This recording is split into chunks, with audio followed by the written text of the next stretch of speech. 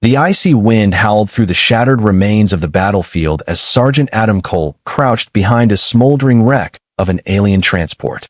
His exosuit's thermal sensors painted the landscape in eerie shades of blue and orange, the bodies of the fallen glowing faintly against the frozen wasteland. The mission was supposed to be a routine cleanup, secure the perimeter after the orbital bombardment, and confirm no survivors. But then he heard it. A faint, pained gasp over the comms.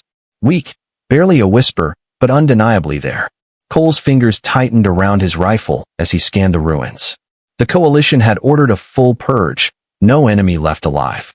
The Ral'Zari, a species known for their advanced bioweaponry and ruthless tactics, were considered too dangerous to spare. But war had taught him one thing. Orders and morality didn't always align. His HUD flickered, locking onto a faint heat signature nestled between the collapsed ruins of what used to be a Ral'Zari outpost. He moved fast, boots crunching over ice and debris, slipping through the smoke-choked air. When he reached the source, his breath hitched. She was slumped against a crumbling wall, her deep violet skin covered in gashes, her crystalline armor shattered. Her eyes, normally a fierce, glowing silver, were dull with pain. She flinched when she saw him, trying to raise a trembling arm, but she had no strength left to fight. Cole didn't hesitate. He slung his rifle over his shoulder, crouching beside her. "You're not dying today," he muttered, pulling a field medkit from his belt. Her lips parted, confusion flashing across her face. "Human." Her voice was barely a whisper, the common tongue thick with her alien accent. "You kill Ral'Zari." "Yeah, well," Cole grunted, injecting a coagulant into the worst of her wounds. "I've been known to break the rules."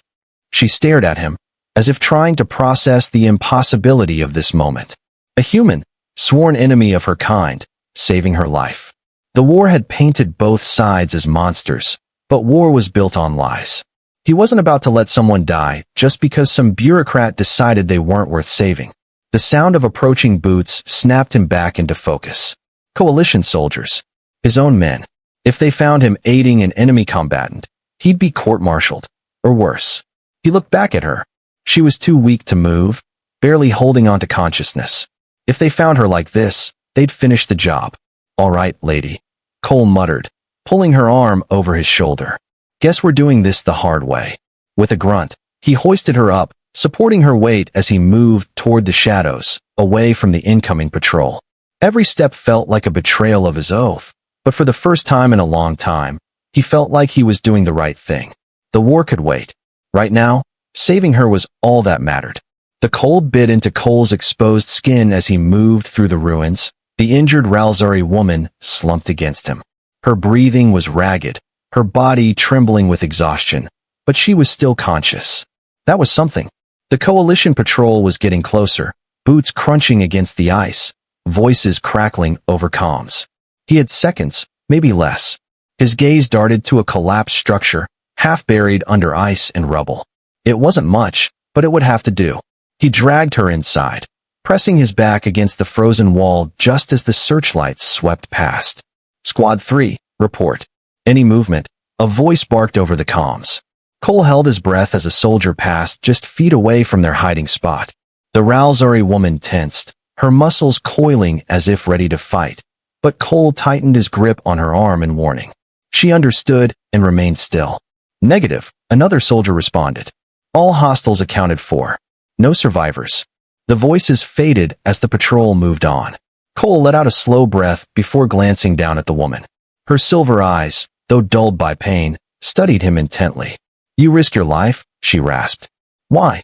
Cole exhaled, rubbing a hand down his face. "Because I don't buy into all the propaganda," he admitted. "And because leaving you to die isn't something I can live with."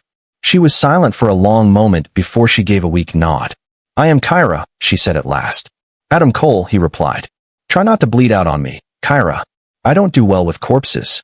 A faint smirk ghosted across her lips before her head lolled against his shoulder, exhaustion taking over. Cole adjusted his grip on her, forcing himself to focus. They weren't out of this yet. The Coalition would sweep the area again, and if he didn't find a way to get her out of here, she was dead. And if they caught him with her, so was he. His mind raced.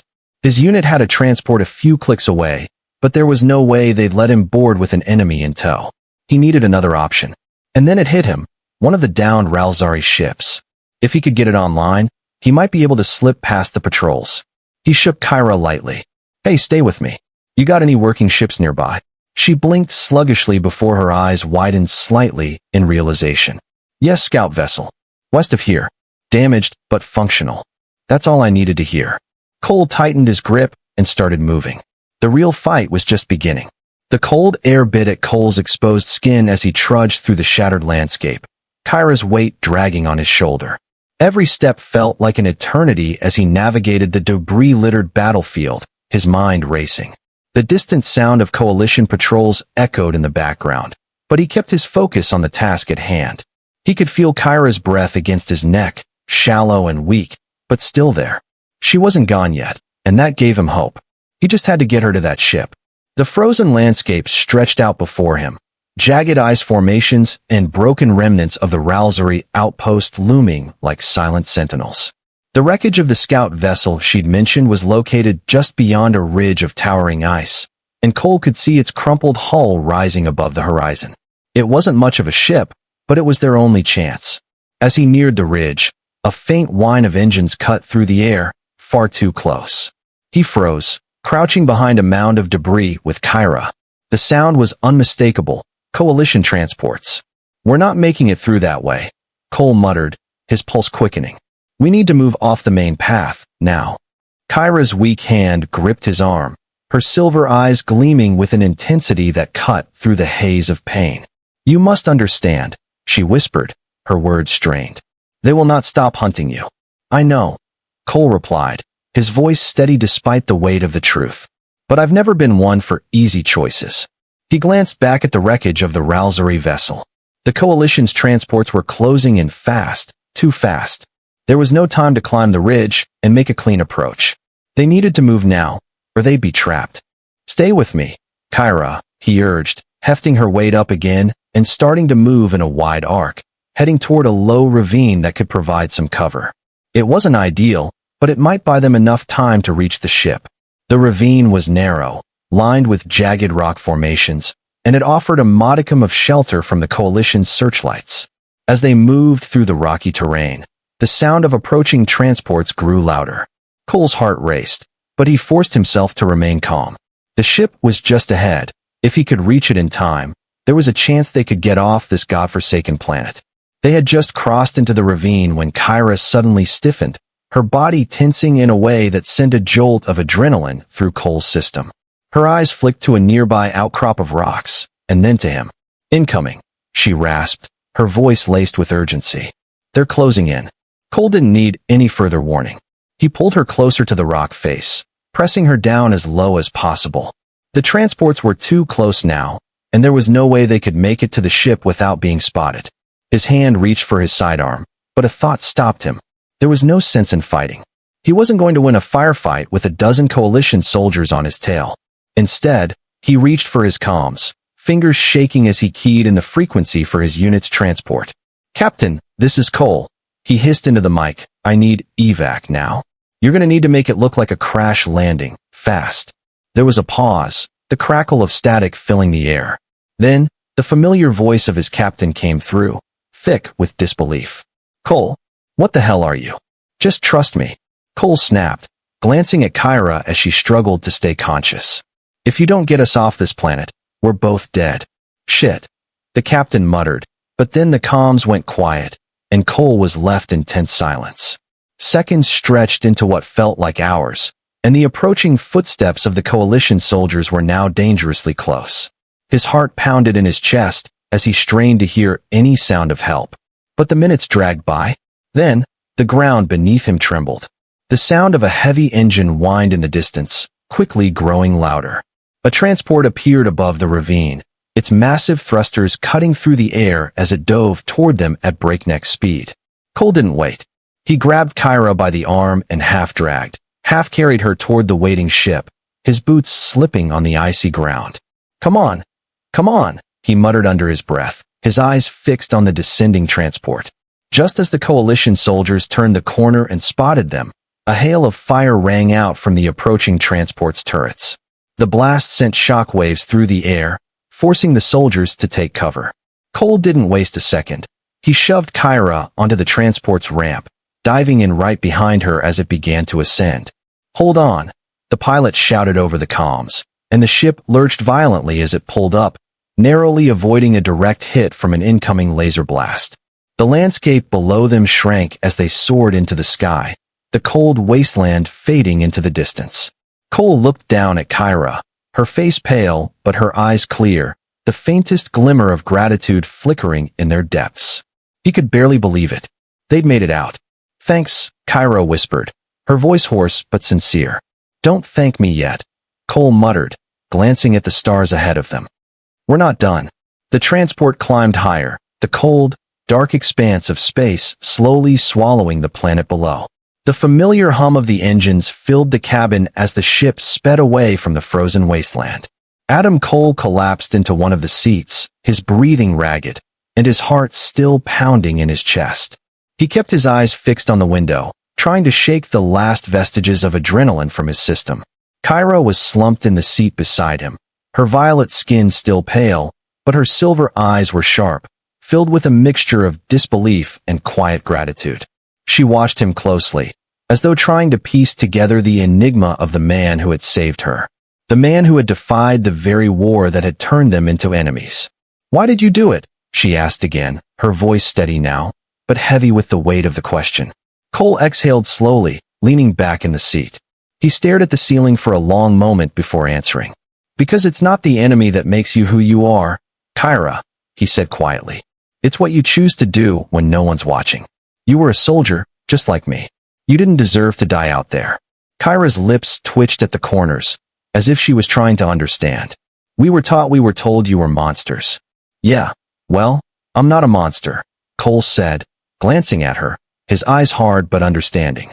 "I'm just a man who wants to live in a world where things like this don't have to happen, where we don't have to kill each other just because we're told to." She nodded slowly, as if she was weighing his words, trying to make sense of them in the context of everything she had been taught.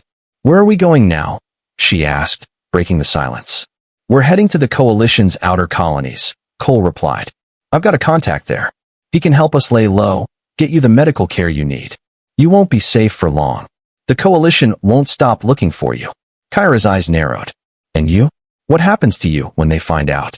"I'll cross that bridge when I get there," Cole replied with a bitter smile. "For now, we just survive." The silence between them stretched, but it wasn't the kind of silence that felt oppressive. It was the kind of silence that came from two people who had just stepped off the edge of a cliff, not knowing what awaited them, but knowing they couldn't go back. Hours passed, and the transport slowly approached the outer colonies, the lights of distant space stations twinkling in the dark expanse. The chill of the battlefield seemed so far away, but Cole knew it was still there, lingering beneath the surface. He had no illusions about what he'd just done. He had betrayed his own, and in doing so, he had opened a door he couldn't shut. If the Coalition found out he had helped a Ral'Zari, he'd be branded a traitor, a deserter. He'd face the consequences. But the thing was, he didn't care anymore. The war was a lie. And right now, Kyra's life mattered more than any orders, any mission. He glanced over at her again. Kyra was still staring out of the window, her eyes lost in the swirling stars. For the first time since the mission had begun, she seemed at peace. The weight of survival was still there, but it wasn't as heavy. "You know," Cole said, breaking the silence, "I'm not the only one who's going to be in trouble for this. You're going to have a hard time convincing your people I saved you too." Kyra turned her head toward him, the faintest hint of a smile on her lips. "You'd be surprised," she said, her voice low, but laced with a quiet strength. "The Ral'Zari are not as monolithic as you think. There are factions. Some of them would understand." Cole grunted, a half-smile tugging at his lips. "Great. So I'm not just a traitor to my people. I'm a traitor to your people too." Kyra chuckled weakly, but it was enough to make Cole relax just a little. The transport docked at the outer colony station, the hiss of the airlock sealing behind them. The crew didn't ask questions. They knew better than to question an officer on a covert mission. They were the kind of people who had seen the ugliness of war and understood that sometimes the enemy could become something more. As the ramp lowered and Cole helped Kyra to her feet, He turned to her one last time before stepping into the bustling, sterile station. "We're not out of the woods yet," he said. "But we're alive. And that's more than either of us thought we'd be when this started." Kyra looked at him, her eyes steady. "I owe you my life, Adam Cole. But I also owe you a future without war." Cole smiled, a weary but genuine smile. "We'll figure it out," he said, his voice soft but resolute. Together. And as they walked into the station, their futures uncertain but intertwined, Adam Cole knew that this was only the beginning of a new chapter. The war between their species was far from over, but they had something that the battlefield could never take from them: a choice. A choice to fight for something greater than just survival. And that, in the end, was what made them both human. The journey ahead would be difficult, filled with danger and uncertainty, but they would face it together, one step at a time.